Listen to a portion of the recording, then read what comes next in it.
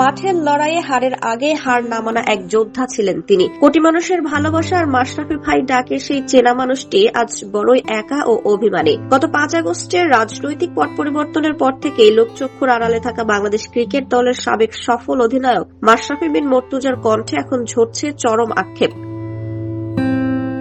দেশ ও মাটির টানে রাজনীতিতে নামলেও আজ নিজ জন্মভূমির উপর এতটাই বিরাগ ভাজন হয়েছেন যে মৃত্যুর পর তার মরদেহ নড়াইলে না নেয়ার জন্য বাবার কাছে করুণ অনুরোধ জানিয়েছেন। সম্প্রতি এক সাক্ষাৎকারে মাশরাফির বাবা গোলাম মুর্তুজা ছেলের এমন মানসিক অবস্থা ও পরিবারের বর্তমান করুণ পরিস্থিতির কথা তুলে ধরেন। তিনি আক্ষেপ করে বলেন, মাশরাফিরা ভালো নেই, এক ধরনের জেলখানায় অন্তরীণ আছে প্রায় 2 বছর ধরে। সে হাসি খুশি মাশরাফি আর নেই, সে মনে খুব আঘাত পেয়েছে। গোলাম মুর্তুজা আরো জানান, চরম অভিমানে মাশরাফি তাকে বলেছেন, বাবা আমি মারা গেলে আমার লাশটা নড়াইলে নিও না।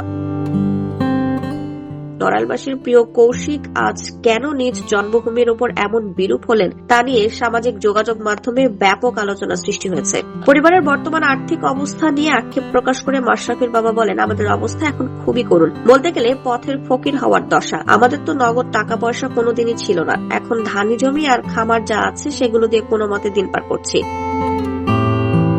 দুর্নীতি ও অনিয়মের অভিযোগ অস্বীকার করে তিনি বলেন, আমরা কোনোদিন থানায় পানাই বা ধান্দাবাজি করে খাইনি। আমার ছেলে বা আমার পরিবারের কেউ কোনো অন্যায়ের সঙ্গে জড়িত ছিল না, কেউ তা প্রমাণ করতে পারবে না। নিজের শ্রম আর কৃষিকাজ করেই আমাদের চলতে হচ্ছে। মাঠের সেই লড়াকু অধিনায়কের এমন মুষড়ে পড়া ও জন্মভূমির প্রতি বিমুখতা ভক্তদের মনে গভীর কষ্টের উদ্রেক করেছে। 5 আগস্টের পর নড়াইলে মাশরাফির বাড়িতে হামলা ও অগ্নিসংযোগের ঘটনাটি তার মনে গভীর ক্ষত সৃষ্টি করেছে বলে ধারণা করা হচ্ছে।